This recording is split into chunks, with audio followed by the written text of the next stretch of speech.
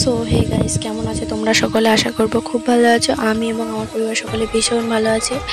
তো আমি এক অতি সাধারণ গৃহবধূ। তো আজ থেকে আমি আমার ব্লগিং চ্যানেলটাই ব্লগ দিতে শুরু করেছি। তো তোমরা সাপোর্ট করো প্লিজ। তোমাদের ভালোবাসা সাপোর্ট ছাড়া আমি কিছুই করতে পারবো না। আর আজ ছিল সোমবারে, শ্রাবণ মাসের ৩য় সোমবার। তো আমি সেই মহাদেবকে চান করাচ্ছি আর কি, পঞ্চামৃত দিয়ে যেটা করতে হয়। তো আমার কাছে তো পঞ্চামৃত ছিল না, তো যেটুকু ছিল সেটুকু দিয়ে মহাদেবকে সেবা দিলাম। তো আমি শ্রাবণ মাস করে একটু পরেই মন্দিরে যাব।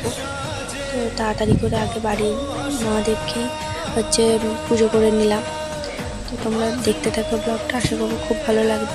তো দেখো আমি রেডি হয়ে বলে শাড়িও বের করে নিয়েছি। তো শাড়ি পরতে পরতে হঠাৎ করে দেখলাম আমার একটা পার্সেল চলে এসেছে। তো পার্সেলটা আনতে গিয়েছিলাম। তো তারপরে দেখো আবার রেডি হয়ে গেছি, এবার যাচ্ছি পুজো দিতে। তো এই যে আমরা সবাই যাচ্ছি, আমরা সকলেই করি আর কি। তো সকলেই যাচ্ছি। সামনের মন্দিরটা, আর এই মন্দিরটা নতুনই হয়েছে আর কি। তো দেখো দেখো পাশে আমি ছবি দিয়ে দেবো মহাদেবের।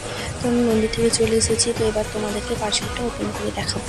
তো যেহেতু আমি উপোস ছিলাম, তো চোখ মুখটা খুবই খারাপ হয়ে গেছে। এইগুলো ছিল হচ্ছে আমার ছেলের বই। তো আমার ছেলে এখন নতুন নতুন লিখতে শিখেছে, তো তার জন্যই নিয়ে আর কি। এগুলো দেখলাম খুব ভালো, যে পেন্সিলে করে লিখতে পারবে, বোলাতে হবে, ডট ডট দিয়ে আছে, সেগুলোকে পূরণ করতে হবে। তো আমার ছেলেরও ভালো লাগবে লিখতে, তো তার জন্যই নিয়ে। ও দেখো ঘুম থেকে উঠে পড়েছে আর ও পাশে বসে আছে। আর আমি জানি না তোমরা আমার কথাগুলো শুনতে পাচ্ছ কি না।